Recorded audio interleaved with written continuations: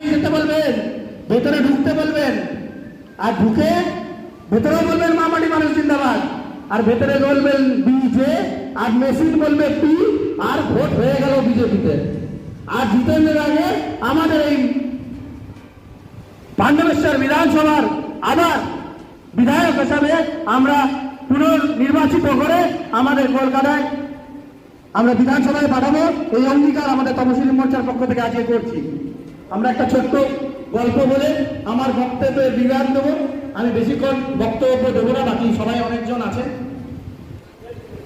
একটা ছোট্ট ছেলে,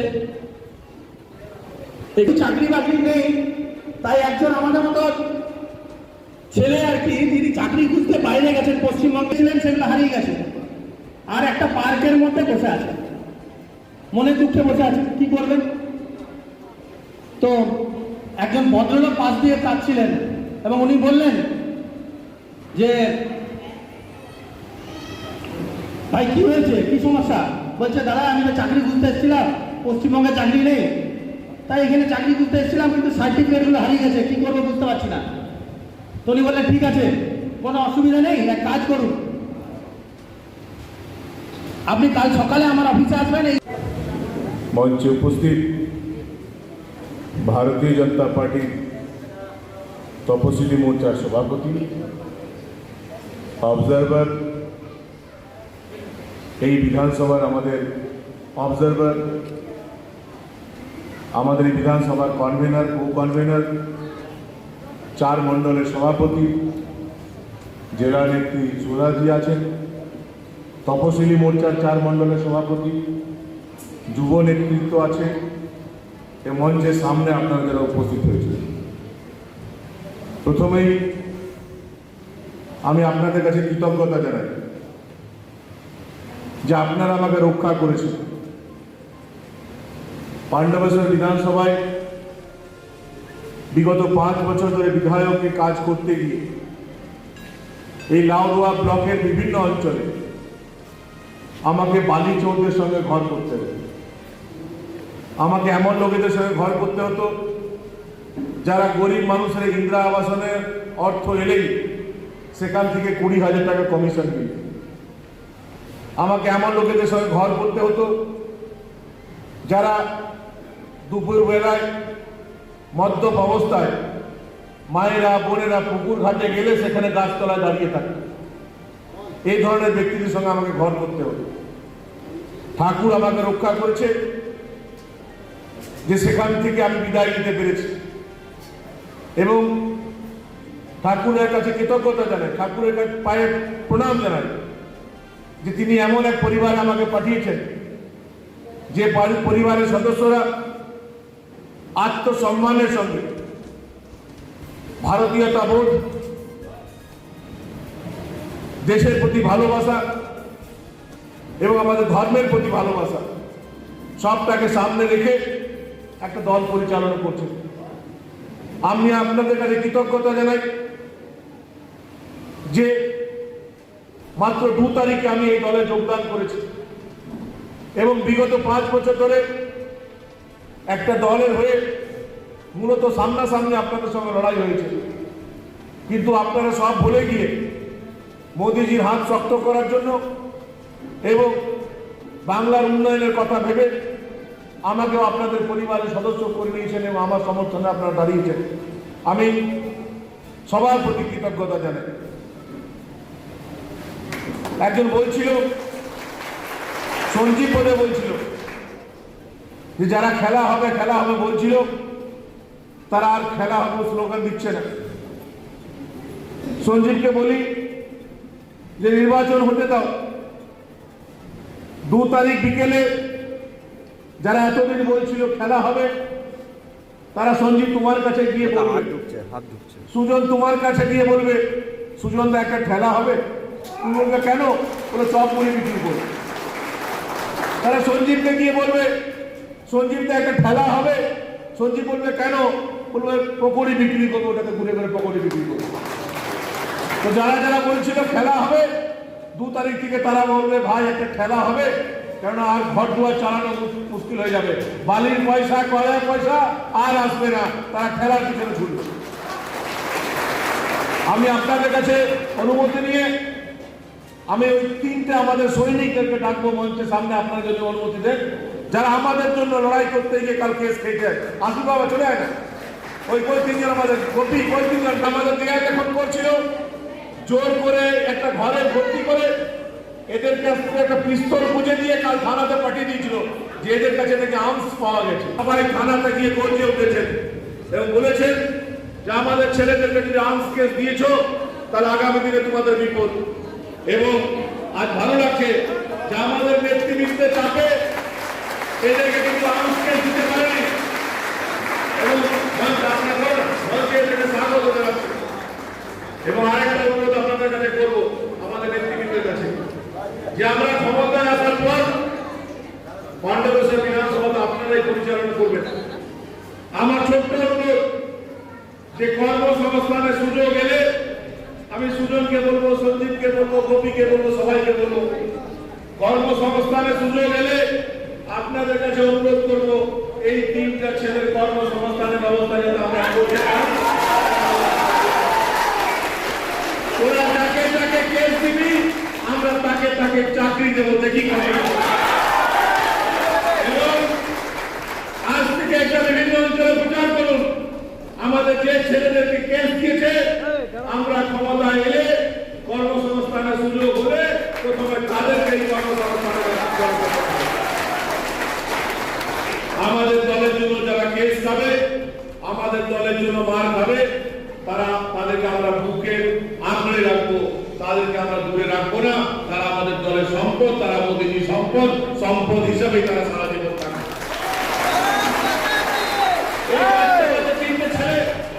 এদের সঙ্গে মোকাবিলা করার জন্য টিএমসি সব বড় বড় নেতারা রাস্তায় বেরিয়েছে। আরে এই তিনজনকে সামলাতে পারছো না, তাহলে মঞ্চে এত এত লোক আছে, এরা নামলে কি হবে?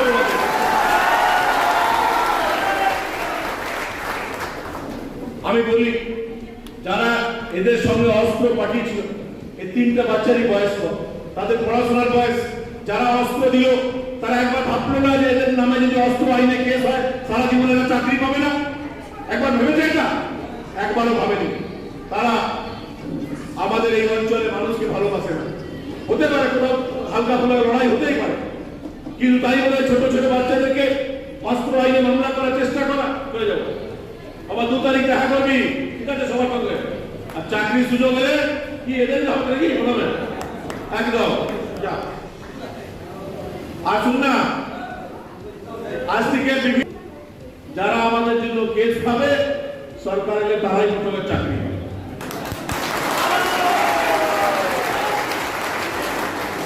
কতজনকে কেস দেবে দেখি। আজকে টিভিতে দেখছিলাম, মায়া লাগছিল, এতদিন ঘর করে ঢুকে দিতে। দিদি বলছেন, বিজেপি এক নেতাকে ফোন করে বলছে, ভাই তোমার বয়স কম, তুমি খুব ভালো ছেলে, আমাকে একটু দেখো। দিদি এটা বলার প্রয়োজন হতো না। আপনি যাদেরকে তৃণমূলের মালিক করে রেখেছিলেন তারা 5 বছর 10 বছর যদি জনগণকে দেখতো তাহলে আপনাকে দেখার জন্য আর বিজেপিকে অনুরোধ করতে হতো না, তারাই দেখেছে। কিন্তু আপনি যাদেরকে নিজের ভাই হিসেবে রেখেছেন, ফিরহাদ হাকিম তার চেলারা বলছে যে 30% মুসলিমরা যদি আমরা এক হয়ে যাই তো ভারতবর্ষের 3টা পাকিস্তান বানাবো। বাহ, সমস্ত মুসলিমরা রেখে মিলে 30% মুসলিমরা এক হয়ে পাকিস্তানের সঙ্গে লড়াই করবে এটা বলছে না, বাংলাদেশের সঙ্গে লড়াই করবে এটা বলছে না। 30% মুসলিমরা সংগঠিত হয়ে আমরা কি করব? ভারতবর্ষে আমরা পাকিস্তান তৈরি করব। আর যারা পাকিস্তান তৈরি করবে তাদেরকে দিদি জড়িয়ে ধরবে, আর যারা জয় শ্রীরাম বলবে তাদেরকে দিদি জেলে পাঠাবে। এই দলের সঙ্গে কেউ থাকতে পারে? যারা পাকিস্তানকে সমর্থন করে তাদের জন্য রসগোল্লা, আর যারা আমাদের দেশকে ভালোবাসে, আমাদের বাংলাকে ভালোবাসে, তাদের জেলে পাঠাবে। এই দলের সঙ্গে কোনো ভদ্রলোক থাকতে পারে না। প্রধানমন্ত্রী আজ বাংলাদেশে গেছেন, বাংলাদেশে একটা মন্দিরে গিয়ে তিনি পুজো দিয়েছেন এবং তিনি বাংলায় বক্তৃতা দিয়েছেন। দিদি বলছেন কি হচ্ছে? নরেন্দ্র মোদী বাংলায় ভাষণ দিচ্ছে, এতেও না। আচ্ছা, নরেন্দ্র মোদীজি বাংলাকে বোঝার জন্য 1 বছর ধরে কষ্ট করে যদি বাংলা শিখে থাকে আর যদি বাংলায় বক্তব্য রাখছেন, তাহলে এতে দুঃখ পাওয়ার কি আছে? বাংলাদেশে গিয়ে যদি নরেন্দ্র মোদীজি এতদিন যখন বাংলায় কথা বলতো না, তখন বলতো এরা বহিরাগত, এই দাড়িওয়ালা বাবা চলে এসে বলতো। আর ওই দাড়িওয়ালা বাবা যখন এখন স্টেজে উঠলে যখন বাংলায় কথা বলছে, তখন তৃণমূলের নেতাদের পেটে ব্যথা শুরু হয়ে যাচ্ছে। এরা বাংলায় কথা বলছে কেন? কেন ভাই বাংলায় কথা বলতে পারে না? মোদীজি তো চেষ্টা করে 1 বছরে অন্তত বাংলা বলতে শিখেছেন, কিন্তু আপনি যেভাবে হিন্দি বলেন, বাবা হিন্দির ঠ্যাং ভেঙে দেন আপনি। মোদী তো বাংলা বলছে, বাংলা শেখার পর বাংলা বলছে, আপনি তো না শিখেই হিন্দি বলতে শুরু করে দিয়েছেন। হিন্দির যে কি অবস্থা করেছেন আপনি জানেন না, যারা হিন্দি নিয়ে কাজ করে তারা বোঝে। আমি বুঝি যে হিন্দির কি অবস্থা করেছেন আপনি। আমি ঠাকুরের একটু প্রার্থনা করি, ঠাকুর হিন্দি ভাষাকে দিদির কাছ থেকে বাঁচাও। এমন সর্বনাশ হিন্দি ভাষা হচ্ছে, দিদির কাছ থেকে এই ভাষাকে বাঁচাও। মোদীজি বলছেন বাংলা নিয়ে ওনার একটা স্বপ্ন আছে, বয়স হলেই 2 লক্ষ টাকা দেওয়া, তাকে দেওয়া হবে। বিধবা ভাতা, বার্ধক্য ভাতা, যেটা মাসে 1,000 টাকা দেওয়া হতো সেটা 3,000 টাকা করে দেওয়া হবে। যে কোনো সরকারি চাকরিতে মহিলাদেরকে 33% রিজার্ভেশন দেওয়া হবে।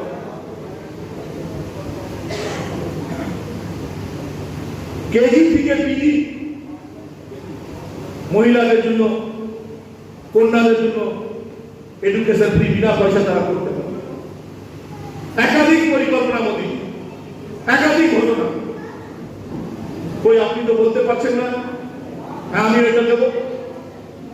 মোদীজি যে প্রতিশ্রুতি ভারতবর্ষের মানুষকে দিয়েছেন সেটা রক্ষা করেছে। আমাদের দৃঢ় বিশ্বাস, মোদীজি যে প্রতিশ্রুতি বাংলার মানুষকে দিয়েছেন, বাংলার মানুষ দুহাত তুলে মোদীজিকে সমর্থন করবে এবং আগামী দিনে বাংলা নিয়ে ওরা যে স্বপ্ন, সে স্বপ্ন পূরণ হবে।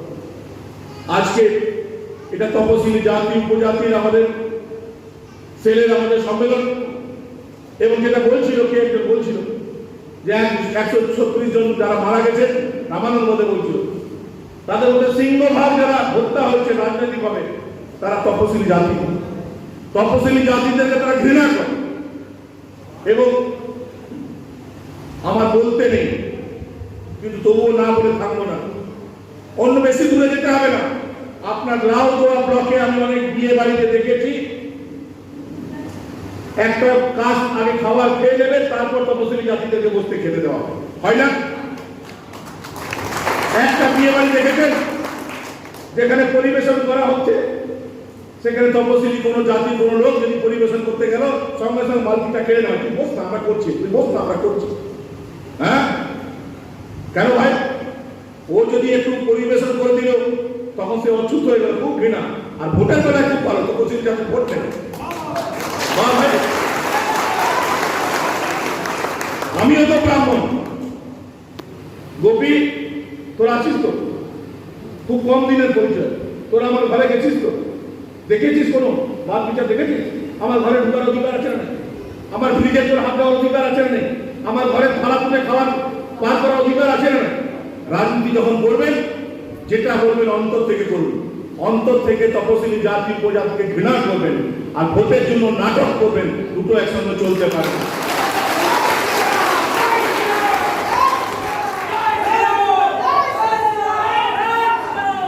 বিভিন্ন অঞ্চলে গেছি আমি, লাউডায় 5 বছর অনেক বিয়ে বাড়িতে এসেছি। আলাদা ব্যাচ বসে, প্যান্ডেলের পর আলাদা একটা প্যান্ডেল। দাদা আপনি ওই প্যান্ডেলে খাবেন কেন? ওটা স্পেশাল প্যান্ডেল, ওটা তো অন্য লোক, আপনারা শুধু খাবেন স্পেশাল লোক। তপশিলি জাতি উপজাতি যেখানে খাবার খাবে, সেখানে ভদ্রলোকরা খাবেন। এই সংস্কৃতি বদলাতে হবে, এই সংস্কৃতি চেঞ্জ করতে হবে, এবং এটা একমাত্র পারে ভারতীয় জনতা পার্টি। তাই তো আমাদের দলের নেতৃত্বে, তাই তো সুন্দর সূত্রধর আমাদের দলের নেতৃত্বে, তাই তো সঞ্জীব বাবু আমাদের নেতৃত্বে, তাই তো গোসাই বাবু আমাদের নেতৃত্বে। পারবে না? অন্য কোনো দল পারবে না? পারবে না। তারা তপশিলি জাতি উপজাতি শুধু ভোট নেবে, আর নেতৃত্ব দেবে কারা? যারা তপশিলি জাতি উপজাতিকে ঘৃণা করে, তারা নেতৃত্ব। আমাদের দলে নেই, আমাদের দলে জাত ধর্ম কিছু নেই। যে জাতেরই হোক না কেন, সে আপার কাস্ট হোক, লোয়ার কাস্ট হোক, যেই কাস্টের হোক না কেন, সবাই একসঙ্গে আমরা থাকি। ভাতৃত্ববোধ আছে আমাদের মধ্যে, আমরা এক থালায় খাই, একসঙ্গে শুই, এটা আমাদের সংস্কৃতি। মানুষ মানুষকে ঘৃণা করবে, তাহলে সে রাজনীতিক পরিসরে আসবে কি? আমাদের ভারতীয় তো আমি খুব বেশি দিন আপনাদের সঙ্গে মেশার সুযোগ পাইনি, কিন্তু এখন আফসোস হয় যে ঠাকুর আরো অনেক আগে কেন আপনাদের সঙ্গে চলে আসেন। এক মাসে এখন আমার হয়নি, এক মাসের মধ্যে যে ভালোবাসা আপনাদের কাছে পেয়েছি, যে উৎসাহ পেয়েছি, আমি আপ্লুত এবং ঠাকুরের কাছে প্রার্থনা করি, ঠাকুর মৃত্যুর দিন অব্দি, মৃত্যুর শেষ মুহূর্ত অব্দি আপনাদের মাঝে যেন থাকতে পারি, আপনাদের কাছে দূরে নির্বাচন আসতে চলে যাবে, ভোটে জয় পরাজয় লেগেই থাকে, কিন্তু একটা আপনাদের সঙ্গে যে সম্পর্ক, আত্মীয় সম্পর্ক তৈরি হয়েছে, সে সম্পর্কে যেন কোনো ছেদ না করে। তাই আসুন সবাই মিলে একসঙ্গে বাংলার উন্নয়নের জন্য, মোদীজি সম্পদ পূরণের জন্য সর্বোপরি আমাদের দেশ রক্ষা করি এবং আমাদের রাজ্য রক্ষা করি। এই নির্বাচনে যদি আমরা না জিততে পারি, তাহলে পশ্চিমবঙ্গ আর পশ্চিমবঙ্গ থাকবে না, পশ্চিমবঙ্গ বাংলাদেশের একটা অংশ হয়ে যাবে। তাই আমাদের এই রাজ্যকে রক্ষা করার জন্য, আমাদের দেশকে রক্ষা করার জন্য আসুন সবাই মিলে মোদীজির হাত শক্ত করি এবং আমাদের বাংলাকে রক্ষা করি এবং আসল পরিবর্তন, যেটা মোদীজি যে স্বপ্ন দেখেছেন, আসল পরিবর্তনের স্বপ্ন, আসল পরিবর্তন সবাই মিলে আনি। এই কয়েকটা কথা বলে আরেকবার আপনাদের সবার প্রতি কৃতজ্ঞতা ভালোবাসা জানিয়ে, এবং আজ থেকে যেন প্রচার হয়ে যায় যে তোরা দিবি কেস আর আমরা দেবো, তাই তো হবে তো? দেখি কতজনকে কেস দেয়। আর যারা বেকার ছেলে আছিস, কাল থেকে তোরা বল, কাকু একটু আমাকে উঠাও না, চাকরি দিচ্ছি, বল না, দেখি না কত। সবাই ভালো থাকুন, সবাই সুস্থ থাকুন। ভারত মাতা কি, ভারত মাতা কি, ভারত মাতা কি, জয় শ্রীরাম, জয় শ্রীরাম, জয় শ্রীরাম। সবাই ভালো থাকুন, সবাই সুস্থ থাকুন, ধন্যবাদ। মধ্যে দিয়ে, জাতীয় সঙ্গীতের মধ্যে দিয়ে, তাই আপনাদের অনুরোধ, আপনারা নিজের আসন ছেড়ে যাবেন না। আমাদের অনুষ্ঠান এখনো শেষ হয়নি, আমরা আমাদের অনুষ্ঠানের সমাপ্তি ঘোষণা করব অভিবাদন জ্ঞাপন বক্তব্য এবং জাতীয় সঙ্গীতের মধ্যে দিয়ে। তাই আপনাদের অনুরোধ, আপনারা নিজ নিজ স্থানে বসে পড়ুন।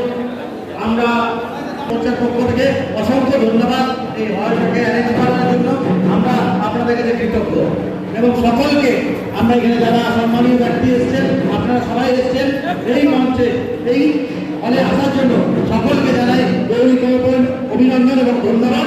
আমরা জনগণ মনোনয়নের মাধ্যমে আমরা আজকে এই অনুষ্ঠানে সমাপন ঘোষণা করবো। তাই আমরা 1 মিনিটের সবাই দাঁড়িয়ে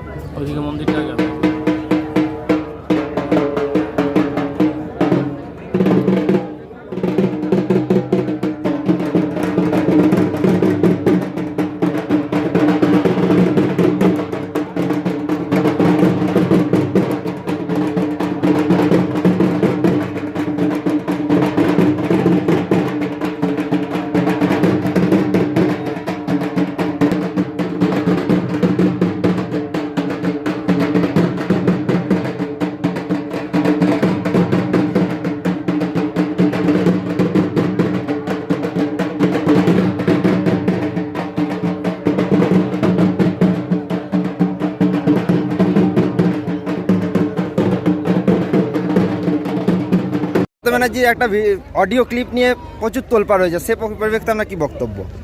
না, আমি কি বলবো, আমার খুব খারাপ লাগছে। এতদিন দিদির সঙ্গে ঘর করেছি, দিদিকে বিজেপি নেতাদেরকে ফোন করতে হচ্ছে যে, আর আমি যখন বিজেপি চলে এলাম তখন বলছে মির্জাপুর, আর উনি নিজে বিজেপির সঙ্গে যোগাযোগ করছেন।